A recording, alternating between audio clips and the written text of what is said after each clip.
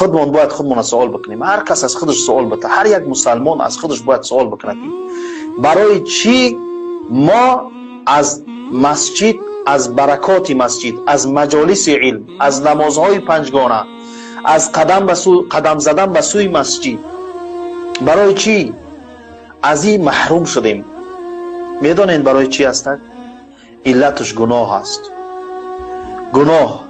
گناه زیاد. واقعا مردم زیاد از خدا دور شدن. واقعا مسلمان ها از خدا زیاد دور شدن. مسلمان ها از خدا زیاد دور شدن. ظلم زیاد شد، حق مردم خوردن زیاد شد، زنا زیاد شد، ریبا، پراتسین خوری، سود خوری زیاد شد، عاق پدر و مادر زیاد شد، ریا زیاد شد، فریب و مکر زیاد شد. این چیزا زیاد شدن. همه همینا سبب شدن که الله ما را امروز از این مساجدش، از درهای رحمتش، از خانه خودش محروم کرد. برادران عزیز، ویروس در حدیث صحیح آمده است که عذاب است. در روایت بخاری است از مادرمان عایشه از پیغمبر صلی الله علیه و سلم پرسیدند درباره طاعون. پیغمبر صلی الله علیه و سلم گفتند این یک عذاب است، عذاب. و من از شما سوال میکنم، همین عذاب در مقابل چی نازل میشه؟ عذاب برای چی؟ برای چی عذاب باشه؟ یعنی در عوضی گناه های ما همین عذاب خدا آمد. عذاب خدا آمد. پیغمبر صلی الله علیه و سلم گفتند هر قومی که در او قوم فحشا، زنا زیاد می شود، الله در عوض برای اونها یک بیماری را، یک بیماری بی‌دوا را، یک ویروس را الله در بین او خلق مردم پیدا میکنه. الا فش فیهم الطاعون. در عوضش الله این خیلی ویروس ها را روان میکنه، بیماری های سرایت کننده و گرسنگی و تنگدستی را الله روان میکنه. ببینین امروز در کشورهای مسلمان ها چی میگذره. ببینین یک بار مردم در کدام حالت زندگی میکنن. اون روز یک نما را تماشا میکردم. یک کودک 8 ساله، برادران عزیز صدای من خوبه انشالله نه؟ یک کودک 8 ساله مسئولیتی تمام اونم خونه را به عهده خود گرفتگی هست.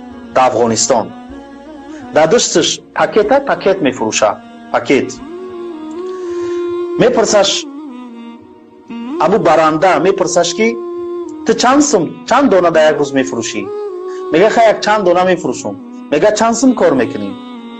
میگه 10 سوم، 10 افغانی، 20 افغانی کار میکنم. میگه که تو با 20 افغانی آیا تو کرای خانه تونه، خوردنی خانه تونه پر میکنی؟ میگه نمیکنم. میگه که آیا در خانه تون کسی دیگه کار میکنه؟ میگه نمیکنه. پدر ندارم، مادرم بیمار است. کودک 8 ساله، برادر عزیز، کودکی که او باید در این وقت بازی کنه، او باید درس بخونه.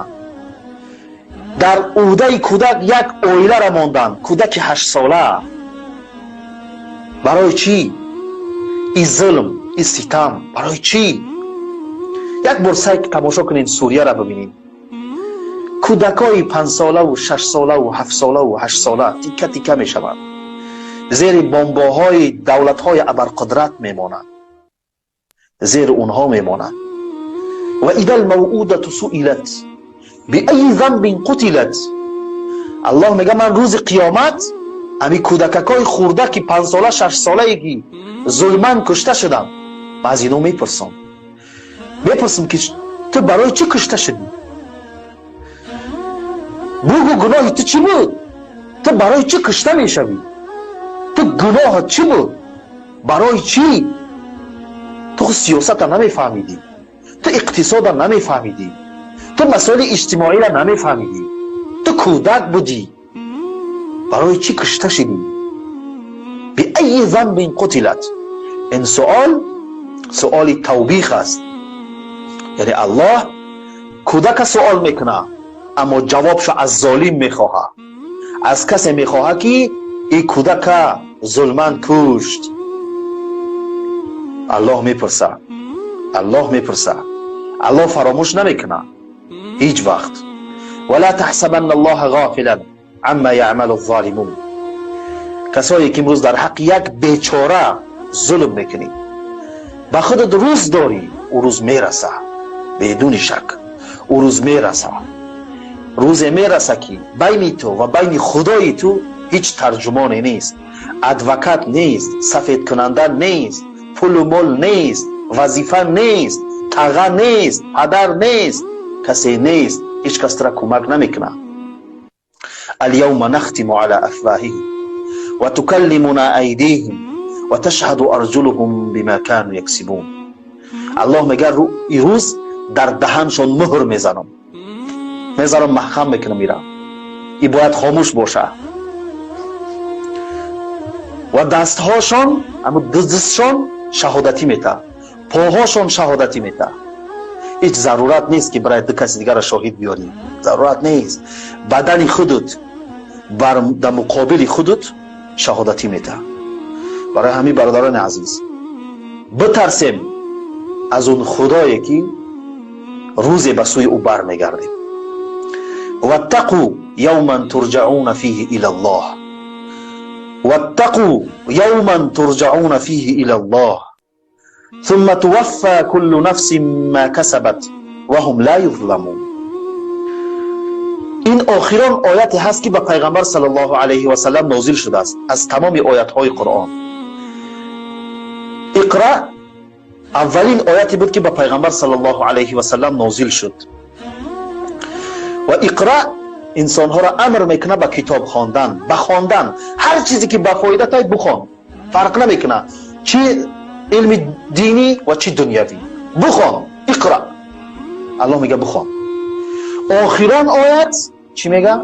من و شما را ترس میده، میگه بترس از اون روزی که به سوی الله برمیگردی. ثم توفى كل نفس ما كسبت وهم لا يظلمون.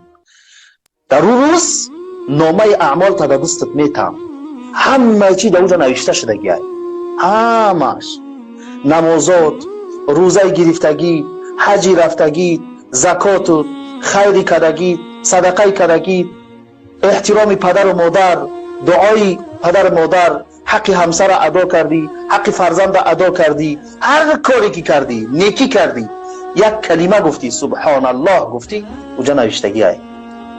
و این چونین گناهات هم نوشتگی های. اگر ظلم کردی نوشتگی های، اگر حق مردم خوردی نوشتگی های، اگر زنا کردی نوشتگی های، اگر در مقابل دین خدا جنگیدی نوشتگی های. همه چی نوشته میشه، هیچ چیز گم نمیشه. سود خوردی، پراتین خوردی نوشتگی های، یک کس تهمت کردی نوشتگی های، غیبت کردی نوشتگی های. همه چیز نوشته شده های، همه چیز نوشته شده های. یک کس غیبت کردی نوشته شده های، همه چیز نوشته شده های. فمن وجد خیرا فلیحمد الله و من وجد غیر ذلك فلا یلومن الا نفسه. الله در حدیث قدسی در روایت امام مسلم چی میگه؟ وقتی نامه اعمال شما را به دوستان میتیون، در اوجا خیر یافتین، چی؟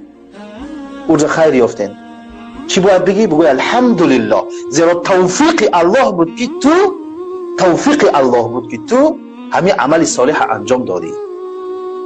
و من وجد غیر ذلك فلا یلومن الا نفسه. اگر تو نامه را کشادی، در اوجا دیدی که یک انسانی بدکار بودی در دنیا، نفسی خودت ملامت کن، زیرا خدا برای تو عقل داد، خدا برای تو پیغمبر فرستاد، خدا برای تو کتاب فرستاد، حق و باطل، سیاه و سفیدی را، شیرینی را از تلخی، همه چیز برای تعلیم داد. راه نادرست خودت انتخاب کردی، پس خودت ملامت بکن، خودت ملامت بکن. برای همین برادر عزیز، من و شما باید به سوی خدا برگردیم. واتقوا یوما ترجعون فیه الی الله ثم توفى كل نفس ما كسبت وهم لا يظلمون. در دیگه آیت چی میگه؟ اعوذ بالله من الشیطان الرجیم و من یتق الله یجعل له مخرجا و یرزقه من حیث لا یحتسب. میگه کسی که از الله میترسه، تقوا میکنه، خدا را در همه حالت حاضر و ناظر میدانه، در حالت در ساعت های جوانیش، در بهترین حالت، در وقتی که پول داره، شرایط داره، میتوانه، در ساعت هایی که در کرسی و در منصب ششته است میتوانه، توانگر است، چی جوان است، چی عمرش رفته است، چی مرد است، چی زن است، در کدام حالتی باشی از خدا بترس. اتقوا الله حیث ما کنتم. در کدام حالتی هستی از خدا بترس، از خدا بترس. حتی عبدالله ابن مسعود میگه که در شرح عقیده طحاوی آمده است، عقیده ابوالعز حنفی، میگه که اگر مسلمانان تنها با یک آیت قرآن، یعنی به همین آیتی و من یتق الله یجعل له مخرجا و یرزقه من حیث لا یحتسب، تنها به همین آیت عمل کنن، تمام مشکلات برطرف میشه، به هدف میرسن. یعنی نقطه مشکل، نقطه ضعف ما در چی است؟ تقوا نداریم. این واقعیت است، تقوا نیست برادران. برای همین برادران سبب چی شد که امروز درهای رمضان، درهای مسجدها بسته شد؟ برای چی ما از تراویح محروم شدیم؟ برای چی از حلقه های قرآنی محروم شدیم؟ برای چی ما از ختم قرآن محروم شدیم؟ برای چی از قدم زنی ها در نماز صبح در رمضان طرف مسجد می رفتیم، راحت میکردیم؟ برای چی از این محروم شدیم؟ در نماز پیشین در رمضان روزدار قدم زنی به سوی مسجد راحت میکردیم، طهارت میگرفتیم، سلقین میشیدیم، میپوشیدیم طرف مسجد. برای چی محروم شدیم؟ در نماز عصر، در نماز شام، در درهای مسجد میدید که مردم جمع میشیدن، 100 نفر، 200 نفر، 300 نفر، در دستشون خرما، همه انتظار است که اذان بگن روزه ما بکشایم. برای چی ما محروم شدیم؟ برای چی محروم شدیم؟ از تراویح مسجد برای چی محروم شدیم؟ از ختم محروم شدیم؟ برای چی؟ از قیام شب که در 10 روز آخر رمضان در بسیاری از مسجدها میشد محروم شدیم؟ از شب قدر در مسجد با جمعی از دوستان محروم شدیم؟ برای چی؟ از نماز عید در مسجد با لباسهای پاکیزه، خوشبویی کرده، مسواک زده، قدم زنان در نماز، برای چی محروم شدیم؟ برای چی از خود سوال نمیکنیم؟ برای چی؟ هر انسان از خودش سوال کنه، من از خودم سوال کنم، برای چی محروم شدیم؟ ما از این چیزا محروم شدیم، واقعا محروم شدیم. علت در چیست؟ علت در چی است؟ ما از خدا دور شدیم، تا این که به سوی خدا بر نگردیم دیگه ما شاید درهای رحمتش، شاید درهای رحمتش شاید امکان داره که باز نشود. وقتی که از خدا ترسیدیم به سوی او برگشتیم، خدا بار دیگر ما را بخشید، درهای رحمت شد برای ما باز میکنه.